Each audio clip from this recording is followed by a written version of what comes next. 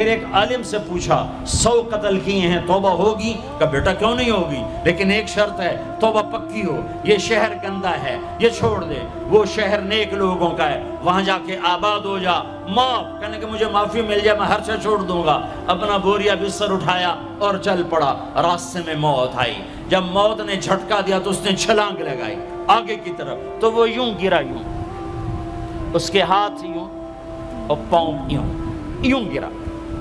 تو اللہ تعالیٰ نے یہ قصہ ہم تک پہنچانے کے لیے دونوں فرشتوں کو چھٹی دے دی۔ جنت کا فرشتہ بھی آ گیا، دوزخ کا بھی آ گیا۔ دوزخ کا فرشتہ کہنے لگا ہمارا مجرم ہم لے جائیں گے، جنت کا فرشتہ ہمارا مہمان ہم لے جائیں گے، جہنم کا فرشتہ توبہ نہیں کی ہمارا مجرم ہم لے جائیں گے، جنت کا فرشتہ ہمارا مہمان توبہ کر چکا ہے گھر سے نکل پڑا ہے ہم لے جائیں گے، جہنم کا فرشتہ ابھی اس بستی میں پہنچا نہیں ہے ہمارا مجرم ہے، جنت کا فرشتہ پہنچنا ضروری نہیں ہے نیت ضروری ہے۔ تو اللہ نے تیسرا فرشتہ بھیجا، جاؤ بھائی ان میں فیصلہ کرو۔ کیا فیصلہ کرو؟ یہ اس کی میت پڑی ہوئی ہے، یہ نیک لوگوں کی بستی ہے، یہ اس کی اپنی بستی ہے، فاصلہ ناپو، اگر اپنے گھر کے قریب ہے تو جہنم والے لے جاؤ، اگر نیک لوگوں کے گھر بستی کے قریب ہے جنت والے لے جاؤ۔ جیسے یہ مائک اس سائیڈ کے قریب ہے، اس سائیڈ سے دور ہے، یہ یہاں گرا پڑا پانی، یہ یہاں گرا پڑا تھا، گھر کے قریب تھا اور نیک لوگوں کی بستی سے دور تھا۔ جب ناپنے لگے تو اللہ نے ادھر کی زمین کو کہا سکڑ جا، اور گھر کی طرف کی زمین کو کہا پھیل جا۔ جب پیمائش ہوئی تو اپنے گاؤں سے دور اور نیک لوگوں کے گاؤں کے قریب ہو گیا، تو اللہ نے فرمایا چلو ہمارا مہمان ہے جنت۔ توبہ سے نہ گھبراؤ، میرا رب کہتا ہے پوری دھرتی گناہوں سے بھر دے اور آسمان تک گناہوں کو لے جا، ایک دفعہ کہہ دے یا اللہ میری توبہ تو سارے معاف کر دوں گا۔ تو بھائیو ہاتھ جوڑتا ہوں، آؤ ہم توبہ کریں، نیت کرتے ہو؟ حکومتوں سے آس بھی ہٹا دو، گلہ حکومتوں کا گلہ بھی نہ کرو، اس سے کیا فائدہ ہوگا؟ ان پہ امید نہ لگاؤ کہ وہ اس قابل ہی نہیں، ہاں اس پہ آس لگاؤ جو شارک سے زیادہ قریب ہے،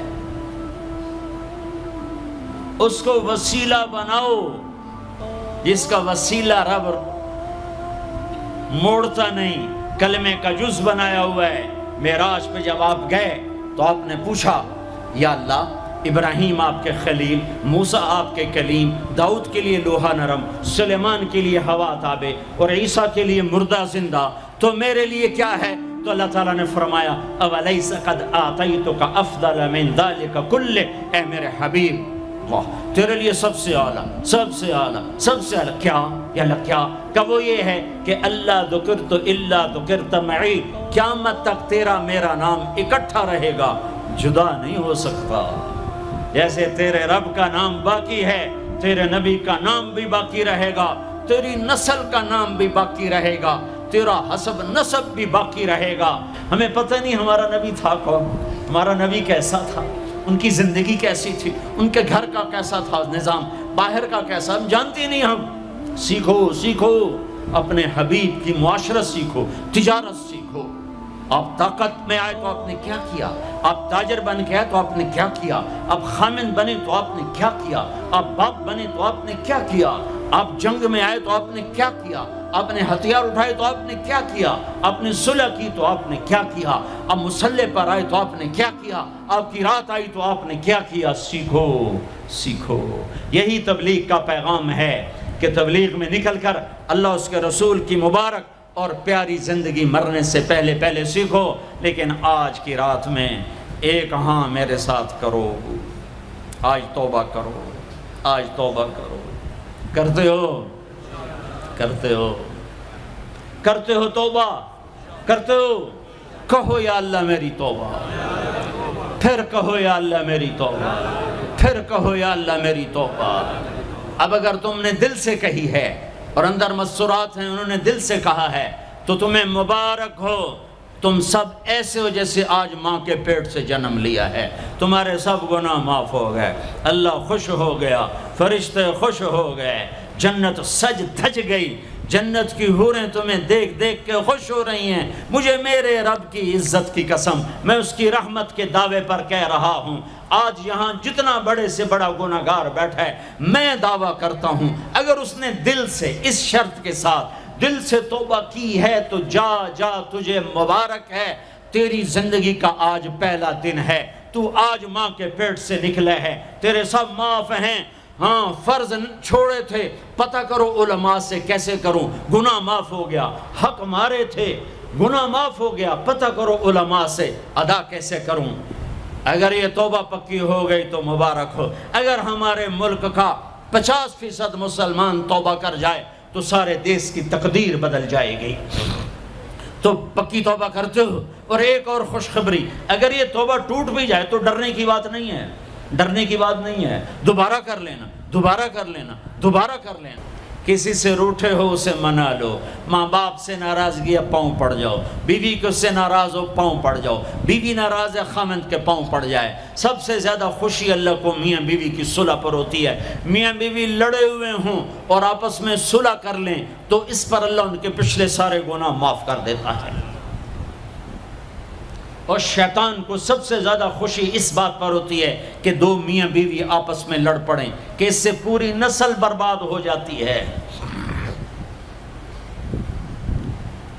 اپنی اولاد کے لیے حلال کماؤ، حلال چھوڑ کے جاؤ، حرام چھوڑ کے نہ مرو کہ ساری زندگی کانٹے چنتے پھریں گے، ساری زندگی کانٹے چنتے پھریں گے۔